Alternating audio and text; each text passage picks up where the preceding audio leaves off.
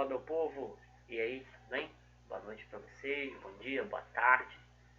Eu não sei, eu já me perdi completamente no horário, já me perdi completamente em que dia da quarentena a gente tá.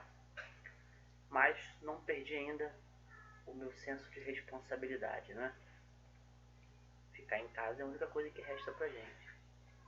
Mal o que fazer. Mais uma vez, não tem remédio, não tem vacina, não tem atendimento médico. Para piorar, não tem governo, não tem organização, não tem nada.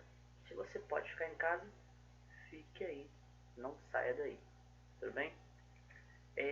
Na aula passada a gente começou a falar sobre nazifascismo, né? Discutimos ali o conceito de fascismo, vimos ali o seu contexto histórico, né? Onde que ele se localiza no espaço-tempo, basicamente ali naquele período entre guerras, onde ele nasce, não é?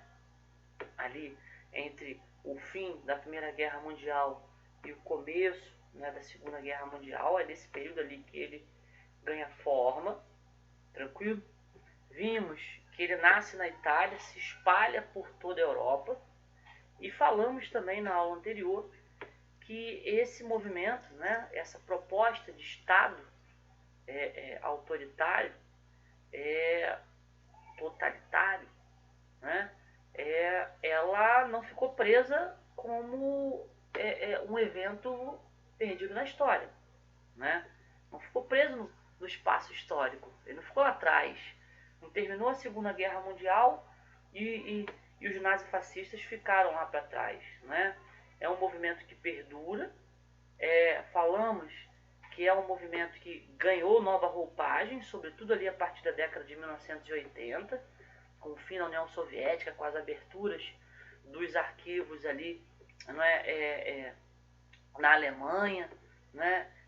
Consequentemente também, depois ali do finalzinho da década de 90 e começo dos anos 2000, com o advento da internet, com a informação circulando, né, de uma maneira meio no filter, né, sem filtro nenhum, as pessoas simplesmente ali consumindo determinadas ideias, e ganha, né, um destaque especial na atualidade em virtude do cenário econômico global, né, que já vem numa crise profunda, né, desde lá de 2007, 2008, transformando as tensões sociais internas em tensões que acabam ganhando uma conotação nacionalista, xenófoba muitas vezes, né, de aversão ao estrangeirismo e tudo mais. Movimentos de extrema-direita têm crescido muito em todo o mundo, no Brasil não é diferente, a gente tem eles aqui, né? Eu já cansei de falar várias vezes para vocês nas minhas aulas, eu não tenho problema nenhum com pessoas conservadoras, é um direito de cada um ser conservador em determinados assuntos, tá? O que eu não aceito é que a pessoa seja reacionária, né, queira o retorno de determinadas instituições, de determinados cenários que já não correspondem mais à realidade atual, tá? Eu não aceito de maneira nenhuma, tá, nenhum tipo de pensamento racista ou fascista. Para mim isso não funciona, não tem condições, né? Discutimos na aula anterior também, eu falei aqui para vocês, baseado em pesquisas acadêmicas, baseado nos maiores entendedores dos assuntos, baseado diretamente ali na bibliografia recente sobre nazifascismo, é um movimento de direita, e mais especificamente de extrema direita. Eu sou apenas um humilde professor de história, eu não sou ninguém, né? Então, dentro desse contexto, não há o que se discutir dentro do ponto de vista acadêmico, é isso, tá? Já discutimos também em outros momentos, não se contesta, tá? Não se contesta estudo científico como opinião, não dá.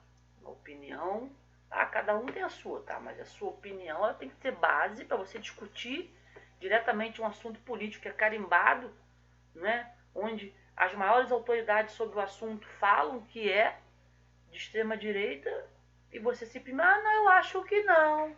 Oh, desculpa, não dá, perdão. Né? Aqui a gente trabalha a ciência e é o que eu faço com vocês desde muito tempo.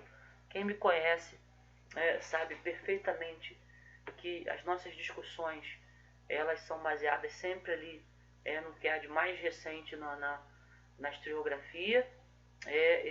E as opiniões de vocês são sempre válidas, sim, desde que elas respeitem os princípios básicos do respeito ao próximo, tá? Da moralidade e da racionalidade. Vocês me perdoem. Passou disso, não dá. Né? Então, é assim que a gente trabalha, é assim que a gente tem feito aqui também, tá? Falamos, né, na aula anterior também que esses movimentos nazifascistas ganharam força, vestiram, né, novas roupas, umas roupas mais bonitinhas, né, digamos assim, mais novinhas, né, digamos, mais modernas.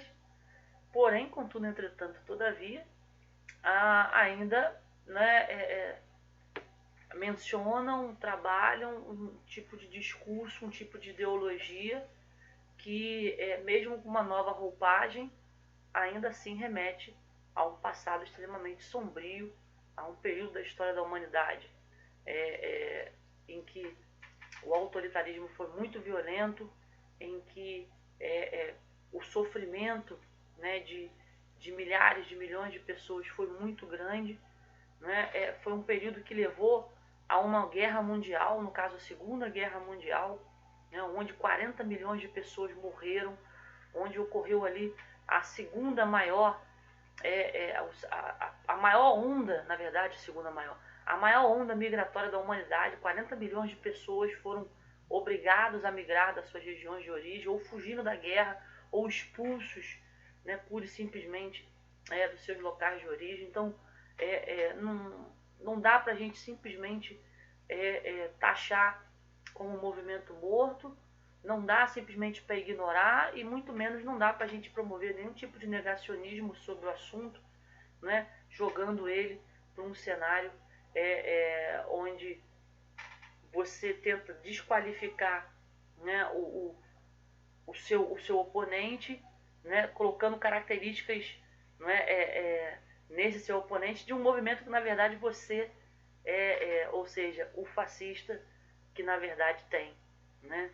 Então, como eles tentam, no caso, se livrar dessa imagem negativa de um movimento de extrema direita, conservador, como o nazismo, como o fascismo, por exemplo, eles simplesmente levam para a esquerda. Não a esquerda que era, é um movimento de esquerda, não é exatamente assim. A gente vai discutir isso ao longo, falaremos mais à frente de stalinismo, e aí vai ficar muito claro, né, dentro das propostas. Logicamente que eles têm algumas similaridades ali, sobretudo em relação à questão do autoritarismo em si, mas acabou aí,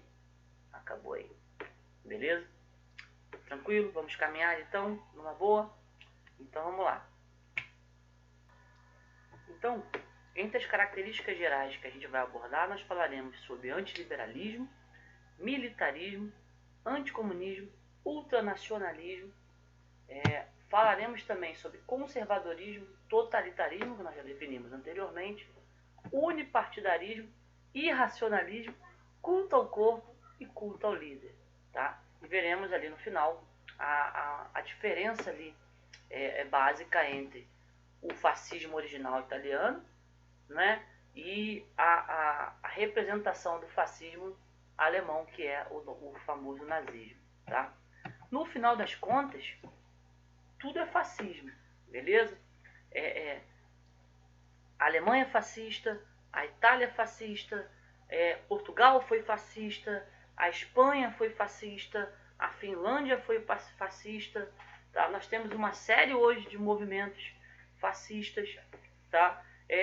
O que vai mudar de um fascismo para o outro são algumas peculiaridades, ou seja, são algumas características específicas de cada região e que faz com que ele ganhe uma outra nomenclatura.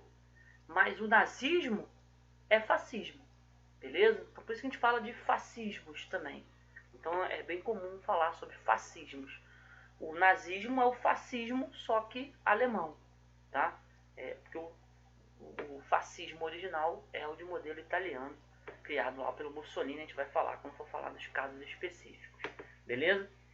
Nós vimos, né, na aula anterior, as características gerais de um Estado fascista, né? Um Estado característica, ele tem como base, né, na verdade, as bases de um Estado fascista. Né? Um Estado fascista ele tinha como base o autoritarismo, o totalitarismo e o militarismo, beleza? Isso nós vimos, se baseia nesses 3 pilares, tá? E no geral, os estados, né, que utilizam ali desse modelo fascista, eles têm como práticas, como características e práticas gerais, esses pontos que nós vamos abordar agora. Então, um Estado fascista, autoritário, fascista, de extrema direita, ele é antiliberal, beleza? Ele é antiliberal, tá? O que isso quer dizer? Quando nós discutimos na aula anterior e falamos ali atrás, né, sobre aqueles movimentos, definindo, né, o nazifascismo como um movimento de extrema direita, a gente falou ali, né, que eles estavam fora de um cenário, eles eram extrema direita porque os movimentos de direita, no geral, eles são até conservadores, beleza? Porém, contudo, entretanto, todavia, eles não são defensores de princípios não liberais. Né? Então, eles defendem a manutenção de princípios liberais como a liberdade de expressão, como a liberdade política, como a liberdade econômica, né? Como, consequentemente, ali, né, os direitos inalienáveis dos indivíduos, tá? As divisões de poderes. Então, eles podem até ser conservadores em vários aspectos, sobretudo ali em relação à questão dos costumes, porém, em relação ali às questões dos modelos liberais, no aspecto econômico e no aspecto político, não. Então, quando a gente fala que é um movimento de extrema direita, é porque eles ultrapassam ali os limites, né, no caso da racionalidade típica da direita. Ele é uma direita extrema porque ele ignora, inclusive, as bases liberais que a direita, né, conservadora possui. Tá? Quando ele ataca o antiliberalismo, a gente está vendo aqui, por exemplo, que o movimento nazifascista nasceu num cenário em que as bases liberais estavam pulverizadas. Né? A gente falou que ele nasce ali no contexto de pós-Primeira Guerra Mundial, né? De colapso ali das questões econômicas, grave crise econômica numa Europa perdida ao final da Primeira Guerra Mundial, cresce numa Itália revoltada ali com a situação política e econômica italiana pós-Primeira Guerra Mundial, ganha um espaço muito grande numa Alemanha derrotada e humilhada pela Tríplice Entente após o Tratado de Versalhes, tá? Então, e cresce, sobretudo ali com medo da esquerda. Né? A esquerda crescia bastante, desde a Revolução Russa, que nós já estudamos, deixa de ser, né, principalmente ali, uma base ideológica baseada puramente no pensamento filosófico e se transforma em algo prático, real. O socialismo se transforma em algo real e não só científico com a Revolução Russa. Né? E então as elites, nesse momento, se assustam. Como as elites se assustaram e a gente tinha uma classe média que se empobreceu bastante após a Primeira Guerra Mundial e depois ali ao longo da década de 20, a gente vê, né, em meio a essa falência do modelo liberal, tanto do aspecto político, né, foi a falência do liberalismo que levou a Europa para a guerra, né, no aspecto político e no aspecto econômico. Né? E aí nessa falência, nessa decadência, surgem os extremos. Aí nós temos, né, nesse mesmo contexto, tá, a extrema esquerda e a extrema direita. Beleza? A extrema esquerda, né, ali, sobretudo a partir do Stalin, né, extremamente autoritário, e a extrema direita com Mussolini, Hitler, o Salazar em Portugal, né, a gente vai ver o General Franco na Espanha, e assim caminhando por grande parte do mundo também. No Brasil, a gente vai ver um governo Vargas com, digamos, notas, né, se fosse um vinho, seria notas de fascismo, porque ele tem características muito próximas do fascismo, mas não poderia ser enquadrado necessariamente como um regime fascista, a gente vai ver mais à frente, porque ele não tem aquelas bases específicas que nós falamos. Por exemplo, o militarismo. Né? O governo Vargas ele era autoritário, mas não era militarista. O Brasil não entrou em guerra com ninguém, né, durante o governo Vargas. Na verdade, entra depois, no finalzinho da Segunda Guerra Mundial, mas já num contexto ali de crise do governo Vargas, que na verdade leva a uma contradição dentro do seu próprio governo. A gente vai ver isso mais à frente. Então eles são antiliberais porque eles consideram que os princípios do liberalismo, da liberdade política, da liberdade de pensamento, sobretudo ali de pensamento político, né, levam consequentemente a uma dificuldade de se chegar ali a um consenso geral. Então, consideram que no modelo liberal o individualismo está à frente do coletivismo. E aí, por consequência, esse individualismo enfraquece as bases nacionais. Então, qualquer tipo de movimento que pudesse trilhar, ou qualquer tipo de instituição que pudesse trilhar ali as bases, né, desse cenário liberal, ela era criticada e combatida. Tá? No modelo nazifascista, não existe, pelo menos em teoria, pelo menos ali no discurso, a ideia do eu, e sim do nós, né, dentro desse coletivismo, né, controlado pelo próprio Estado. Então, as liberdades individuais dentro do campo do pensamento político, da expressão, né, e do próprio modelo econômico, inclusive, elas eram combatidas, porque elas geram dificuldades de controle pelo Estado. Por isso, antiliberais. São antiliberais e são anticomunistas. Né? O anticomunismo em virtude da sua própria antítese. Né? No comunismo, na proposta, né, do comunismo, de fato, enquanto modelo, o Estado não é necessário. No Estado real comunista, né, no caso o modelo de sociedade comunista, na verdade não existe o Estado. Né? No socialismo, sim. O socialismo seria aquele movimento que precede o comunismo. Nós estudamos isso no ano passado, quando falamos de corrente crítica do capitalismo. Né? Onde, pelo menos em teoria, os governos socialistas, o Estado não socialista, iria, pelo menos em teoria, eliminando progressivamente essas desigualdades até o ponto que ele não seria mais necessário. A ideia de comunismo vem de comum, comunidade, todos são iguais. Se todos são iguais, eu não preciso do Estado. Porque o Estado é uma instituição criada pela sociedade para poder garantir justamente o equilíbrio. Se ela já está em equilíbrio, eu não preciso do Estado.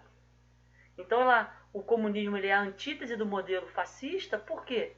Porque justamente, né, no fascismo o Estado está acima de tudo. E no comunismo, né, na proposta de se chegar a uma sociedade comunista, o Estado não é necessário. Tá ok? Dúvidas até aqui? Beleza? Caminhando. Um Estado, né, um modelo de Estado fascista ou nazifascista, ele tem como bases ali o militarismo e o ultranacionalismo. Né? Na prática, um alimenta o outro. O ultranacionalismo é o nacionalismo exagerado, exacerbado, o patriotismo ali aflorado, são sinônimos nesse mesmo contexto, são expressões sinônimas.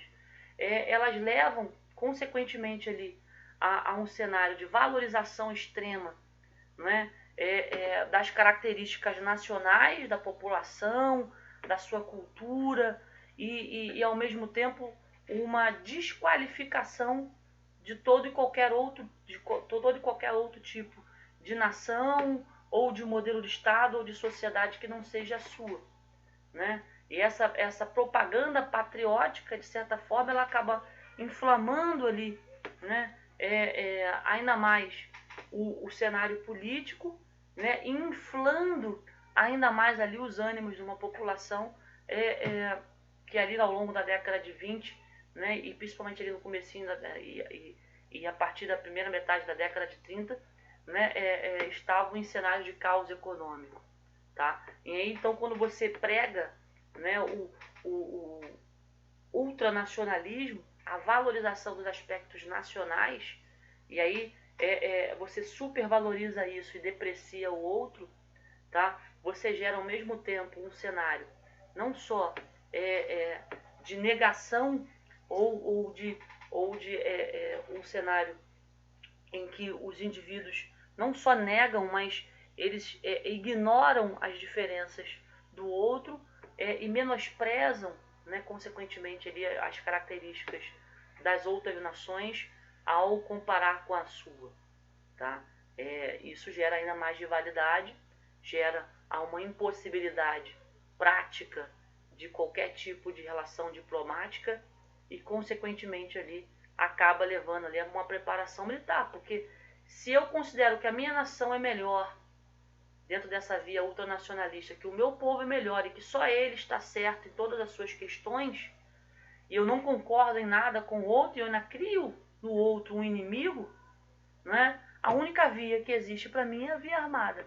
Então o militarismo, a preparação militar, né, voltada ali para o exercício da guerra, acaba sendo também uma característica direta desses estados nacionais fascistas. Beleza? Dúvidas? Caminhando e cantando. Há uma confusão muito grande, tá? E aí é culpa daqueles indivíduos, né, que costumam ali pregar, né, de maneira totalmente equivocada, eu diria de uma maneira não só equivocada, mas extremamente desonesta do ponto de vista intelectual, qualificando os movimentos, né, no caso, fascistas de serem movimentos de esquerda, né, porque o conservadorismo é uma prática, né, no caso desses modos, né, no caso desses modelos de Estado fascistas. Como assim? É um conservadorismo dentro do contexto econômico, não só em relação à questão dos costumes. Aqui a gente está falando de um conservadorismo econômico, porque um Estado nazi-fascista, ele não é contra, tá, a propriedade privada, beleza? Ele não é contra. A propriedade privada é a base ainda de uma sociedade, né, burguesa, tá? Um Estado nacional, um Estado nazi-fascista, ele não é contrário à propriedade dos indivíduos, tá?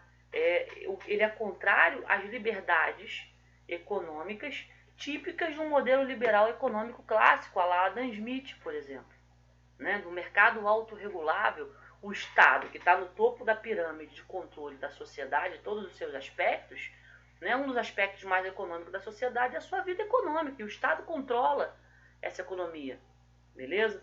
Então ele direciona quais são os segmentos da economia que vão receber ou não, né, naquele momento, mais estímulos pelo governo, né, que vão ter favorecimentos ou não do governo, tá? Que vão receber ali grandes obras públicas, que vão receber ali também, né, naquele momento, uma segurança jurídica para suas atividades, etc. Tá? Que vai favorecer grandes empresários de determinados setores.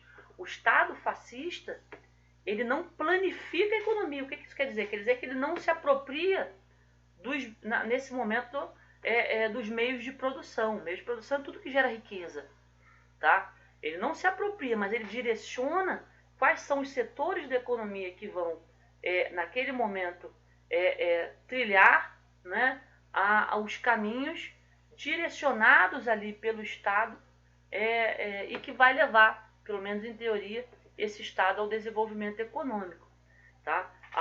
Esse conservadorismo, o Estado nazifascista, ele não é anticapitalista, ele não é contra o capitalismo, pelo contrário, ele é capitalista, tanto é que a burguesia que financia o Estado, é a burguesia que teme a ascensão da esquerda, que financia os movimentos ali de extrema direita, não é? Financiam ali com programas de rádio, né, formando partidos, garantindo viagens, fazendo propaganda, tá? E aí, consequentemente, a gente tem um cenário em que esse modelo não é anticapitalista, ele é antiliberalismo econômico clássico. O Estado direciona os setores da economia, mas ele não planifica a economia, ele não controla os meios de produção, ele apenas dá as diretrizes, tá, para o desenvolvimento econômico e, consequentemente, ali para o estímulo da atividade econômica, né, e principalmente também garantindo, naquele momento, o apoio, né, de grandes empresários com isso. Ok? Dúvidas? Caminhando.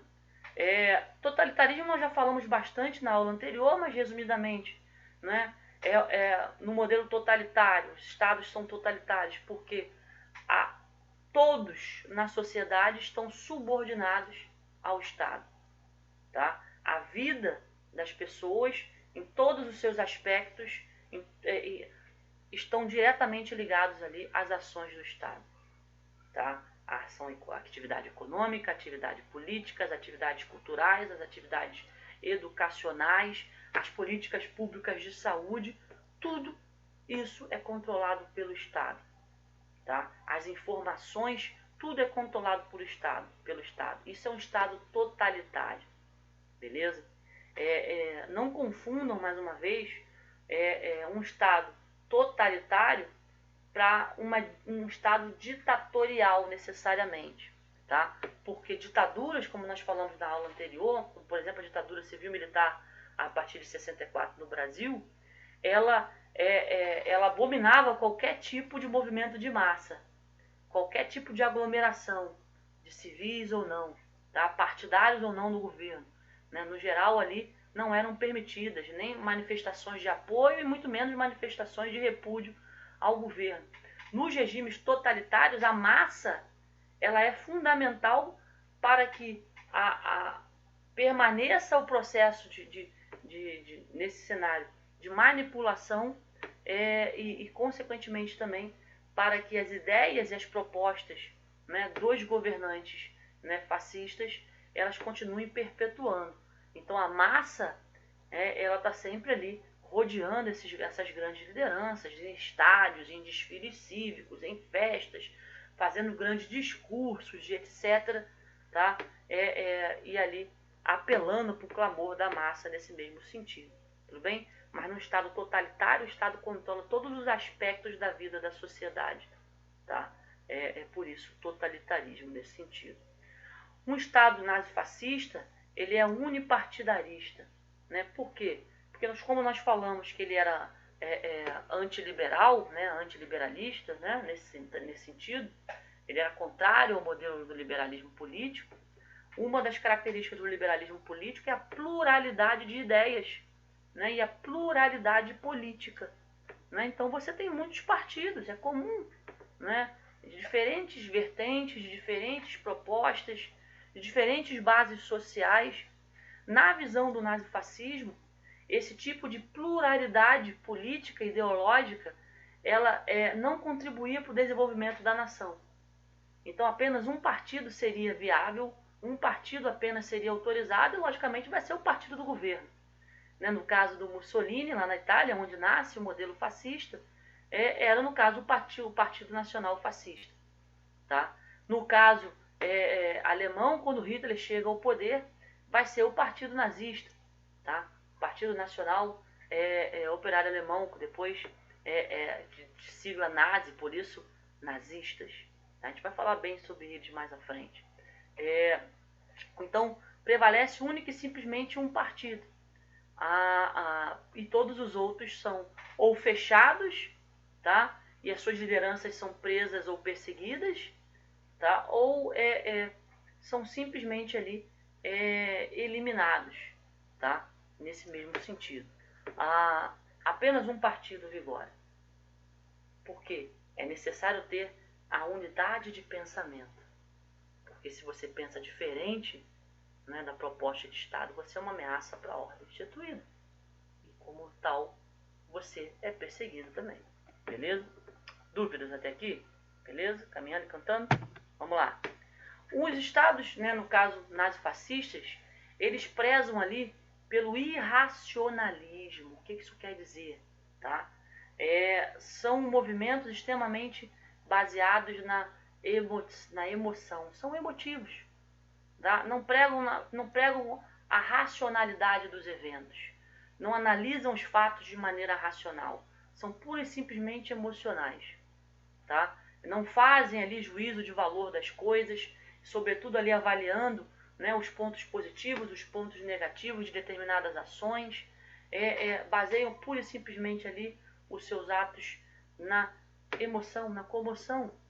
Daí a necessidade de discursos, né, que precisam enormemente ali do apoio das classes populares, das massas, de grandes eventos, para que essa comoção patriótica, né, para que se crie ali um senso também, consequentemente, de justiça muito grande, de necessidade de unidade, ao mesmo tempo também ali buscando imensamente a construir uma base, né, emotiva, emocional, e construindo também ali uma espécie de inimigo, né, identificando o inimigo de alguma bandeira ideológica, com algum traço, de algum traço étnico, né, exemplo de bandeira ideológica, o comunismo, traço étnico seria, no caso, os judeus para os nazistas, os comunistas para os fascistas,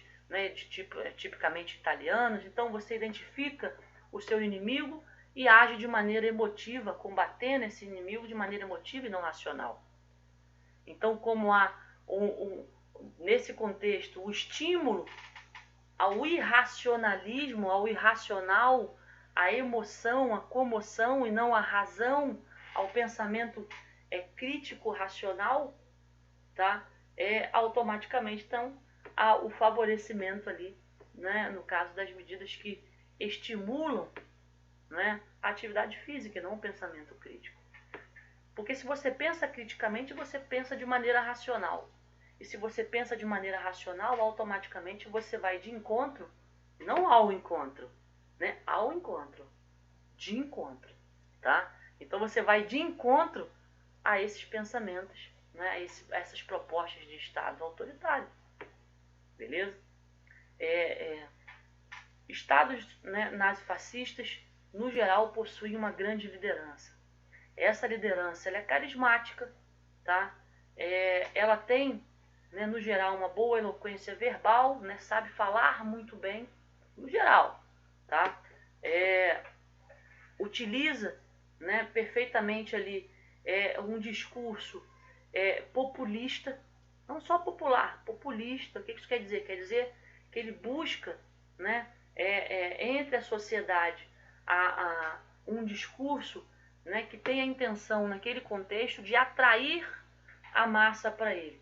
Mas atrair a massa para ele dando combustível, né, no caso, para essa análise emotiva que nós falamos ali do irracionalismo. E não necessariamente buscando solucionar essas questões, tá? Mas eu crio um discurso anticorrupção, por exemplo. Ora, quem no Brasil, por exemplo, hoje, não quer acabar com a corrupção?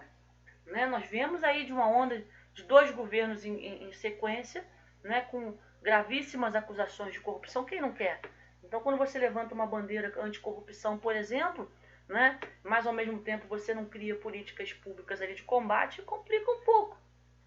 Complica bastante nesse sentido.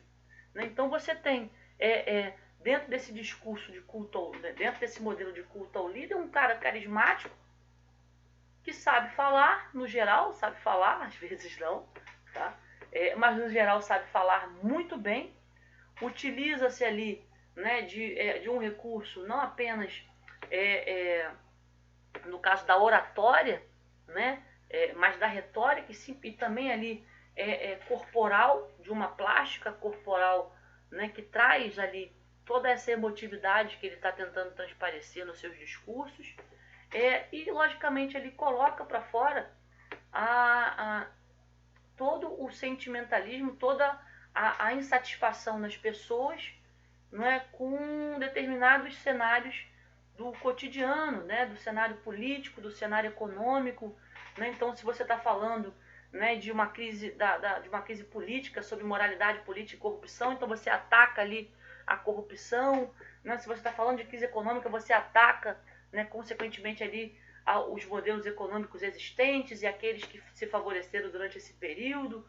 Então você ataca e cria um discurso populista, porque as pessoas precisam, no geral, né, encontrar um inimigo em si. né? E como elas precisam encontrar um inimigo em si, elas encontram esse inimigo sempre através desse discurso irracional, tá? E no geral ali direcionado também por uma liderança carismática, tem, né, ali um núcleo, tá? De apoiadores muito grande, tá? Dúvidas? Tranquilo? Caminhando e cantando. Beleza? Para vocês terem uma ideia, né, clara ali do que é esse líder carismático, vejam esse vídeo aqui que eu vou mostrar para vocês, tá?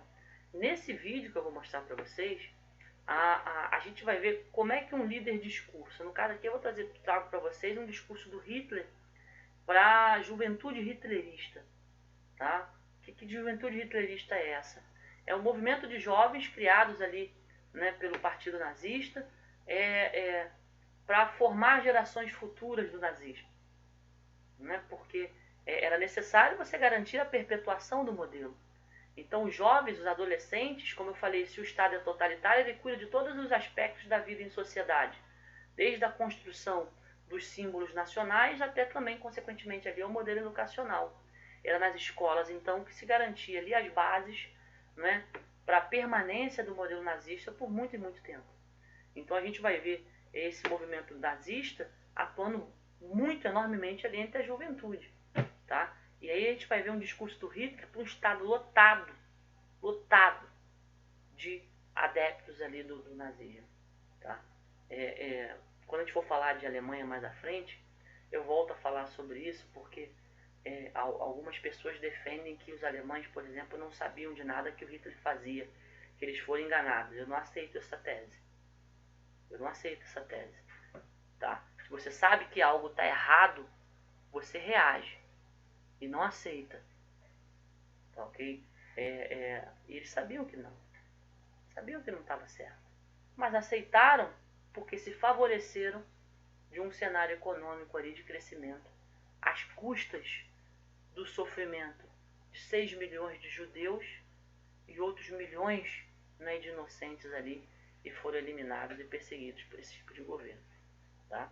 Então vejam só eu vou apresentando para vocês aos poucos, tá? Eu vou narrando ali o que eles vão falar, o que eles vão falar aqui ao longo desse discurso. É curtinho, tá? Depois a gente encerra, tá bom? Vamos lá. Reparem então nesse vídeo aqui, tá? Vejam só. Nach Ihrem Befehl, mein Führer, steht hier eine Jugend, die keine Gnade und keine Kaste kennt. Nach ihnen formt sich die junge Generation unseres Volkes, weil sie die höchste Selbstlosigkeit dieser Nation voranleben, will auch diese Jugend selbstlos sein, weil sie die Treue für uns verkörpern. Darum wollen auch wir treu sein. Adolf Hitler, der Führer der deutschen Jugend, hat das Wort.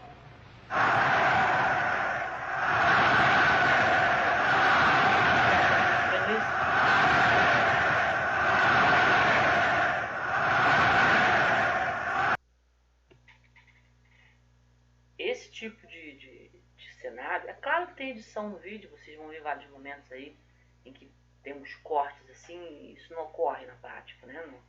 Até porque não existe sistema de som tão bom até na atualidade. Mas preste bem atenção na expressão corporal e principalmente no discurso que ele fala, né? Como é que a fala dele, né, na fala dele vocês vão encontrar ali várias das características que nós acabamos de discutir anteriormente.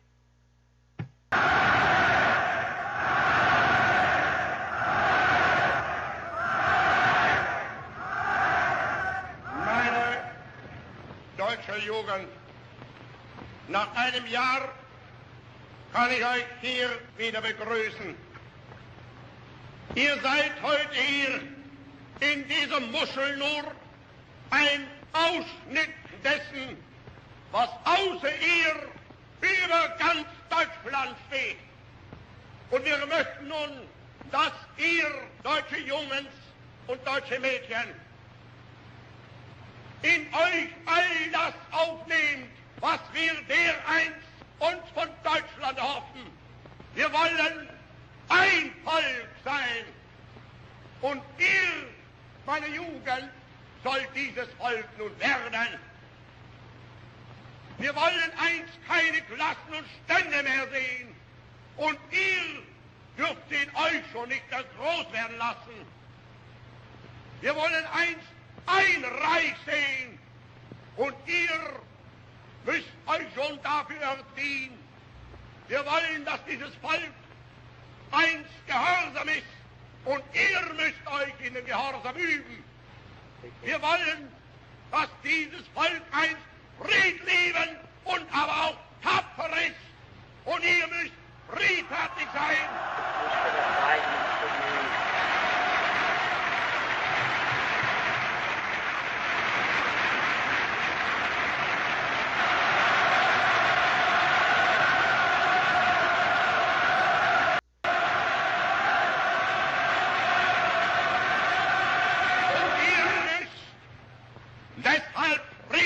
Sein und mutig zugleich.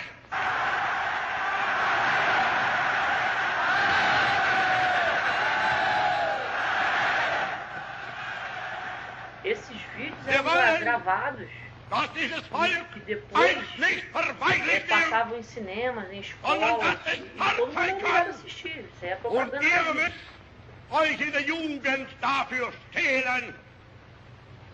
Ihr müsst lernen, Entbehrungen auf euch zu nehmen, ohne jeweils zusammenzubrechen. Denn was wir auch heute schaffen und was wir tun, wir werden vergehen, aber in euch wird Deutschland weiterleben. Und wenn von uns nichts mehr übrig sein wird, dann werden wir die Fahne, die wir einst aus dem Nichts hochgezogen haben, in euren Fäusten halten müssen.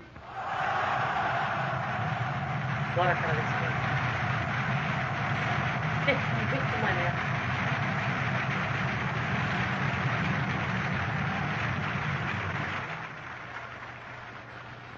Und ich weiß, das kann nicht anders sein. Denn ihr seid Fleisch. Von unserem Fleisch und Blut, von unserem Blut. Und in eurem jungen Gehirn brennt derselbe Geist, der uns beherrscht.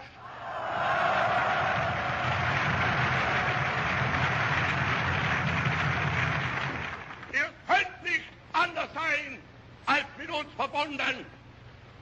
Und wenn die großen Kolonnen unserer Bewegung heute siegend durch Deutschland marschieren, dann weiß ich, ihr schließt euch den Kolonnen an. Und wir wissen,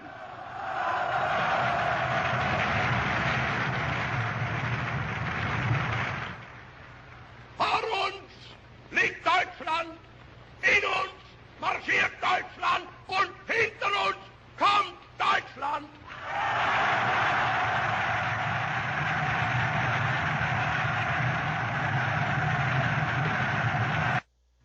Disso que nós estamos falando, beleza? Não adianta dizer para mim que isso não existe hoje. Professor, isso não é impossível hoje. Pô, não é? Ué. Tem gente que no meio da pandemia, né, faz mobilização, movimento aí de massa em prol de lideranças políticas. Então, assim, não é tão impossível assim. Tem um filme na Netflix que é Ele Está de Volta. Esse é o nome do filme. Ele Está de Volta. Que é uma crítica, que é um filme alemão, tá? E é uma crítica feita ali pelos alemães ao crescimento desse movimento de extrema-direita pela Europa e principalmente dentro da própria Alemanha. Tá? E eles simulam ali que o Hitler volta, né? Tem um evento, né, lá paranormal, né, no filme e tal, e o Hitler volta. Só que ele volta para os dias atuais, né? E aí, nos dias atuais, tem-se aquela discussão de que seria impossível que o Hitler hoje e os discursos, né, do Hitler hoje sobrevivessem em tempos de tanta informação que circula. Seria impossível não. Seria impossível não. A gente vê isso hoje, tá? Com, logicamente, ali caricaturas do Hitler espalhadas pelo mundo. E no filme também eles mostram isso. É bem legal. Assistam lá. Beleza? Dúvidas, meu povo? Na próxima aula a gente fala sobre a diferença entre nazismo e fascismo, tá? E nós falaremos aqui sobre neofascismos. Depois disso, a gente avança para falar sobre os casos específicos, né? A Itália fascista, né? Por exemplo. Tudo bem? Tudo ok? Foi um prazer estar com vocês, brincar com vocês. Até a próxima aula, tá bom?